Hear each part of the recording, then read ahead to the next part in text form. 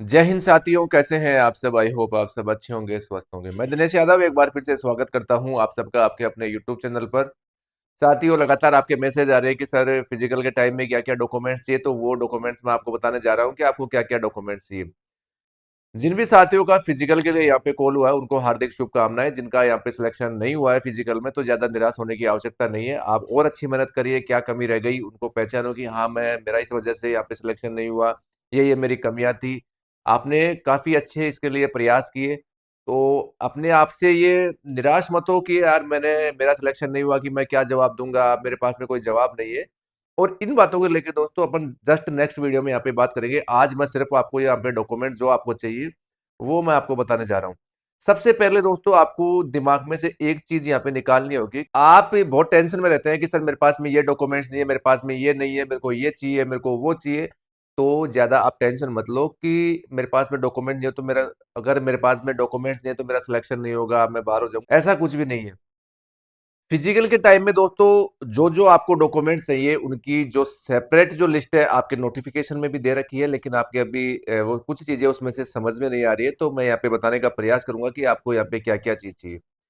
सबसे पहले चीज अगर आप देखेंगे आपके नोटिफिकेशन में, तो पहली जो आपकी पहला जो बिंदु है आपका, उसमें लिखा हुआ है शैक्षणिक योग्यता की प्रमाण पत्र।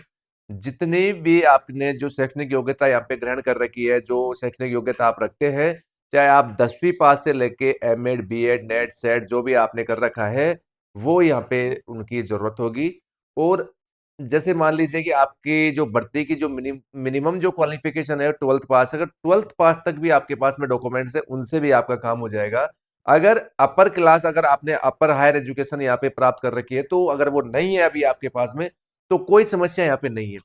भर्ती की जो योग्यता रहती है किसी भी भर्ती में, तो बस वो डॉक्यूमेंट्स आपके पास में होना चाहिए। वो क्वालिफिकेशन अगर आप रखते हैं तो कोई भी आपको यहाँ पे बाहर नहीं करेगा। तो यानी कि जितने भी आपके एजुकेशन से संबंधित डॉक्यूमेंट्स वो है।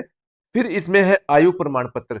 वैसे दोस्तों, अगर आपके पास में 10th की मार्कशीट है तो फिर किसी भी प्रकार का जो आयु का डॉक्यूमेंट्स है वो नहीं चाहिए। अगर 10th की जो मार्कशीट है उसमें आपकी डेट ऑफ बर्थ लिखी हुई होती है, अगर वो नहीं है तो उसमें नहीं है, तो आपको फिर आपका जो बर्थ सर्टिफिकेट है वो, उसकी आवश्यकता यहाँ पे पड़ती है।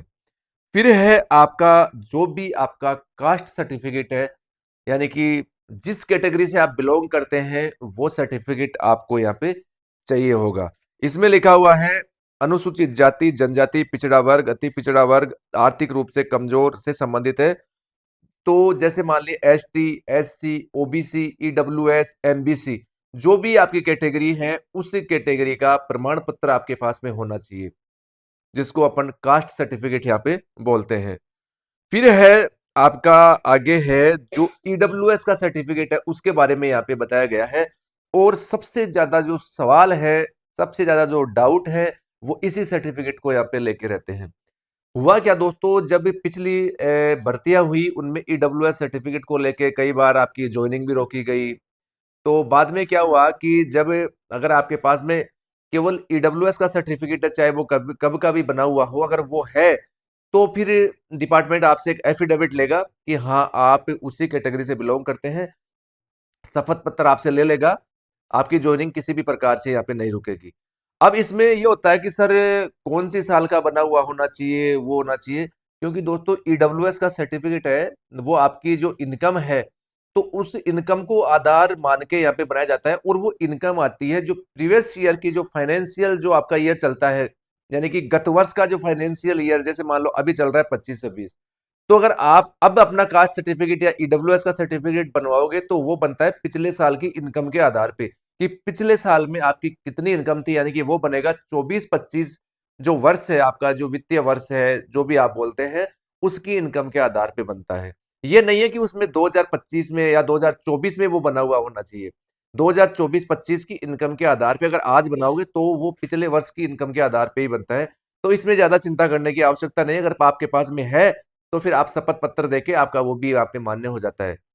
अगर आप अभी कोई सरकारी नौकरी में है तो फिर अपने डिपार्टमेंट की आपके पास में NOC होनी चाहिए।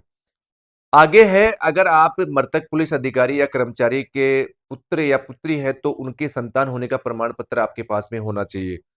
फिर है आगे, अब है जो महत्वपूर्ण बिंदु, आपका जो डाउटफुल बिंदु है, वो एक ये बिंदु भी है यानी 7 नंबर जो बिंदु है उसमें अंतिम शैक्षणिक योग्यता का जो चरित्र प्रमाण पत्र है, जिसे आप करेक्टर सर्टिफिकेट बोलते हैं, उसमें यह होगा दोस्तों, जैसे मान लो आपने बीए कर रखा है आपने, तो बीए जो लास्ट क्लास आपने जहां से पास की है उस संस्थान का, या जो भी आप क्वालिफिकेशन रखते हैं, अगर आपकी 12th जो क्वालिफिकेशन है, चाहे आपकी एमए है, बीएड है, जो भी आपने कर रखा है, अंतिम शैक्षणिक योग्यता जहां से आपने लास्ट क्लास, वो भी दोस्तों मैं बात कर रहा हूँ रेगुलर, जो अगर आपने क्लास ली है कहां से, जो रेगुलर आपने डिग्री पढ़ाई, यह नहीं है कि प्राइवेट है और उस संस्थान का आपने अगर मान लो कि आपने जो नॉन कॉलेज आपने कर रखी है, तो उसके लिए आपको 12th वाला करेक्टर सर्टिफिकेट है वो यहाँ पे मान्य होगा।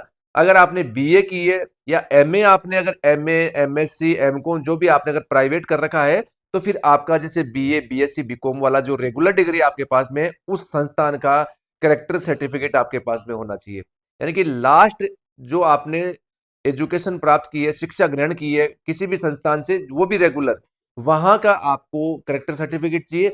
और दो चाहिए अपने, या गांव के कोई भी आदमी हो सकते हैं, चाहे सरपंच हो सकता है, चाहे कोई आपका जो फर्स्ट ग्रेड का टीचर है उससे आप बनवा सकते हैं, कोई से भी दो आपके गांव के आदमी होने चाहिए।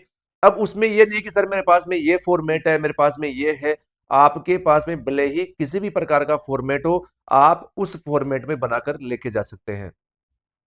यानी कि कुल मिला के आपको 3 चरित्र प्रमाण पत्र यहाँ पे बनाने की आवश्यकता होगी। 3 चरित्र प्रमाण पत्र आपको यहाँ पे चाहिए होंगे। फिर है आपका, और जो ये करेक्टर सर्टिफिकेट अगर आपने मान लो पहले बना रखा है, तो ज्यादा से ज्यादा इनका समय होता है 6 महीने का होता है। फिर है आपका, अगर आपने एक्स सर्विसमैन से आपने अगर फॉर्म भरा है, तो अपने डिपार्टमेंट की एनओसी आपके पास में होनी चाहिए। और इसी प्रकार से है आपका टीएसपी शहरिया क्षेत्र से संबंधित प्रमाण पत्र। अगर आप टीएसपी से या शहरिया से अगर आप बिलोंग करते हैं, तो वहां का मूल निवास आपके पास में होना चाहिए। और उसके बाद में जो 10वां नंबर का बिंदु है, उसमें है आपके पास में रंगीन फोटो, जो लेटेस्ट आपकी फोटो है 10, 15, 20 आप फोटो अपने साथ में जरूर रखना, वो फोटो आपको चाहिए होगी। और फिर है 11वां नंबर का जो बिंदु है, विधवा के मामले में अपने पति की मृत्यु का सक्षम, यानी कि आपके जो अगर हस्बैंड की अगर डेथ हो गई है, तो आपको उनका जो डेथ सर्टिफिकेट है उसकी यहाँ पे जरूरत होगी। और इसी प्रकार से अगर आपने जो तलाकशुदा से आपने अगर आवेदन किया है, तो फिर आपकी जो कोर्ट के द्वारा आपको डिग्री दी गई है तलाक की, यानी कि डाइवोर्स की, तो उसकी डिग्री आपको वहां पे चाहिए होगी। और फिर है एक, इसमें भी आपकी बहुत ज्यादा डाउट है, एक है फिर आपका लाइसेंस। लाइसेंस में दोस्तों ये है कि मेरे पास में लगातार मैसेज आ रहे हैं इसके रिगार्डिंग। अगर आपके पास में जो ये डेट दी हुई है, अगर उससे एक दिन पहले का भी अगर लाइट है या जो हेवी है, अगर आप इस इन शर्तों में नहीं आते हैं, अगर आप मान लो जो 1 साल आपकी जो हेवी लाइसेंस है, 1 साल पहले का आपका हेवी लाइसेंस जो होना चाहिए, अगर एक दिन भी उसमें कम है, तो फिर आपका जो ट्रायल है लाइट लाइसेंस से लिया जाएगा। आपके जो नंबर है लाइट जो लाइसेंस है उसके अनुसार जोड़े जाएंगे, और आपकी जो ट्रायल होगी, जितने भी आपसे व्हीकल चलाए जाएंगे, वो लाइट लाइसेंस के अनुसार चलाए जाएंगे। अब ये नहीं है कि आपने फॉर्म में भर दिया हैवी लाइसेंस और आप उसके लिए एलिजिबल नहीं है। ओ तो ये सवाल था यहाँ पे कि सर क्या हमें डायरेक्ट बाहर कर देंगे? डायरेक्ट बाहर किसी को भी यहाँ पे नहीं करेंगे। बिल्कुल निश्चिंत होकर आप तैयारी करो, आपका ट्रायल लाइट लाइसेंस के आधार पर लिया जाएगा। हेवी लाइसेंस अगर आपने अप्लाई किया है, तो कोई चिंता करने की जरूरत नहीं है, वो उस टाइम पे देखा जाएगा कि आप किस वाहन के लिए, या एलएमवी है या एचएमवी है, उसकी योग्यता आप रखते हैं, तो उसका ट्रायल आपसे यहाँ पे लिया जाएगा। तो आप बिल्कुल बेचिंता होके अपनी तैयारी पे ध्यान दें, बाहर आपको कोई नहीं करेगा। फिर इसके बाद में है, जितने भी अगर आपने एडिशनल योग्यता अगर आप रखते हैं, एडिशनल क्वालिफिकेशन आपके पास में, चाहे एनसीसी है, चाहे होमगार्ड है, चाहे पुलिस का आपके पास में डिप्लोमा है, या और किसी से संबंधित जो भी अगर आपके पास में, जैसे एक एलएलबी की डिग्री होती है, जो भी आपके पास में जो एडिशनल जो क्वालिफिकेशन, अगर वो सब चीजें अगर आपके पास में है, तो वो ओरिजिनल डॉक्यूमेंट्स फिजिकल के टाइम पे आपको साथ जरूर लेके जाने हैं, ताकि उनके नंबर ऐड होके फिर आपको मेरिट में उनका फायदा मिल सके। ये नहीं है कि बाद में इनके लिए आपको टाइम दिया जाएगा, नुकसान आपका होगा। अगर एडिशनल क्वालिफिकेशन के लिए आप नंबर लेना चाहते हैं, तो ओरिजिनल डॉक्यूमेंट जरूर अपने साथ लेके जाएं। ये दोस्तों मुख्य मुख्य आपके यहाँ पे डॉक्यूमेंट्स थे, यही डॉक्यूमेंट्स आपको चाहिए। एक ध्यान रखना, एक आपको जो फिजिकल का अपना एडमिट कार्ड है वो आपके पास में होना चाहिए, और एक जो आपने फॉर्म सबमिट किया था उसके बारे में अभी यहाँ पे डिटेल नहीं दे रखी है, काफी जगह बता रखा है। और जब आपके फिजिकल के जो एडमिट कार्ड जारी होंगे उनमें साफ साफ लिखा हुआ होगा कि आपको क्या क्या चाहिए। अभी तो फिलहाल आपके पास में यही होना चाहिए। दूसरी चीज, अगर आप सबसे जो महत्वपूर्ण डॉक्यूमेंट्स है वो है आपका मेडिकल फिटनेस का। जब तक आपके पास में मेडिकल फिटनेस का जो प्रमाण पत्र है डॉक्टर के द्वारा जो जारी किया जाता है, अगर वो नहीं होगा तो आपको फिजिकल में यहाँ पे दौड़ने नहीं दिया जाएगा। तो वो भी आप जरूर बनवा लें। यही मोटे मोटे आप डॉक्यूमेंट्स हैं, ज्यादा कोई इतना वो नहीं है कि आप ये डॉक्यूमेंट तैयार नहीं कर सकते, बना नहीं सकते। ये दोस्तों काफी अच्छा आपके पास में मौका है। कट ऑफ आपने देखी होगी, बहुत हाई यहाँ पे कट ऑफ गई है। 5 गुना में आपका सिलेक्शन हुआ है। तो अब ये मत सोचो कि फाइनल मेरिट क्या जाएगी, कितनी जाएगी। आपका सिलेक्शन 5 गुना में हुआ है। तो आपका सिर्फ काम यही है कि जितने भी दिन आपके पास में बचे हुए हैं टेली कम्युनिकेशन से अगर आप है, तो 5 10 7 दिन का जो भी आपके पास में समय है उस समय का बहुत बड़े तरीके से यूटिलाइज करें। वो मैं नेक्स्ट वीडियो में बताऊंगा कि किस प्रकार से अंतिम समय में ग्राउंड में किस प्रकार से अपना परफॉर्मेंस करना है।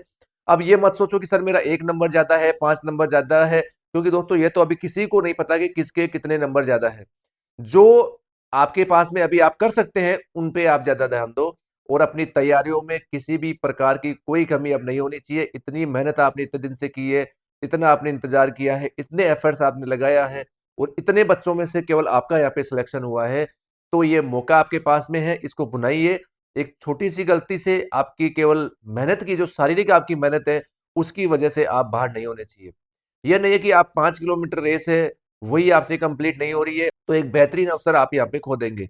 मैंने देखा है पिछली भर्ती में भी बहुत सारे जो बच्चे हैं फिजिकल में यहाँ पे फेल हो रहे थे। तो ऐसा आपके साथ नहीं हो। एक एक सेकंड से वहां पे जो आपके जो काउंट है दौड़ का वो काउंट होगा।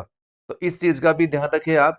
टाइम समय सीमा का पूरा ध्यान रखते हुए अपनी तैयारी करें। और अब ये 5 10 दिन 15 दिन जितने भी दिन आपके फिजिकल चलेंगे अपने शरीर को यहाँ पे किसी भी चोट वगैरह से जरूर बचाना है। ठीक है दोस्तों, आज के लिए इतना ही। मिलते हैं नेक्स्ट वीडियो में। जय हिंद, जय भारत।